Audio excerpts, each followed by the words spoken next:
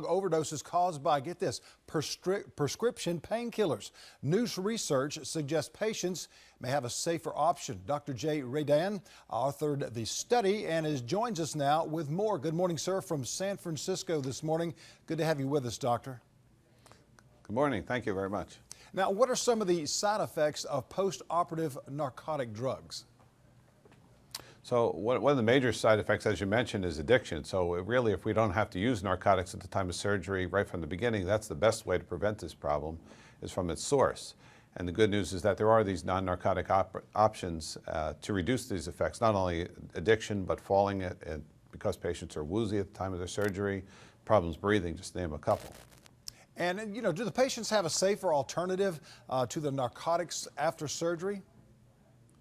Absolutely, and one of the things that we're doing now is, in part of the study, is that we were changed from our traditional way of narcotic use to a new improved way by using long-acting local analgesics, thing called Exparel, and we inject it right into the surgical site at the time of surgery. And by doing that, we were able to show a reduction in the fall risk for our patients, so they're up and around without risk of injury, they're breathing better, and as well as they have less nausea, less vomiting, and are able to go home with very few narcotics and therefore reduce that risk of drug addiction. Now, this Exparel, exactly what sort of drug is this?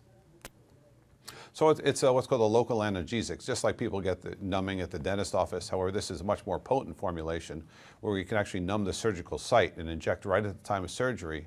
And this pain relief and numbing effects takes place for days after surgery. So if they're having less pain, they can not use as much narcotics and they participate in their care. And it's a much safer alternative than the traditional way that we've been doing it. It sounds kind of like and a we're win-win. here to inform surgeons from around the world. Yes, sir. Sounds kind of like a win-win situation there. Now, you just presented data Absolutely. at the American College of Surgeons annual meeting this week on this very topic. Can you tell us what they learned? So what we really wanted to make sure is surgeons know, and patients as well, that there is this alternative.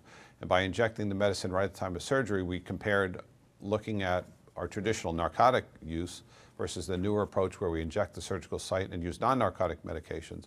And actually, we had fantastic pain relief, number one, so we can reduce the narcotic use, and we can get these patients out of the hospital safer with less falls, less chance of injury, and breathe much better. Sounds like some great information for not only patients right now, but patients in the very near future as well. How can we get a little bit more information on this, sir? So you can go to exparel.com. There's a lot of information there. We encourage patients to discuss with their surgeon ahead of time a good treatment plan, and well-informed patients are our best patients. So if they can know about what to expect after surgery, they can get rid of that fear of potentially having pain after surgery, and make sure this new medication as well as these other non-narcotic resources are available. Dr. Jay Redan, thank you so much for joining us today from San Francisco, California. You're welcome. Thank you. And we've got more after the break, so stay with us.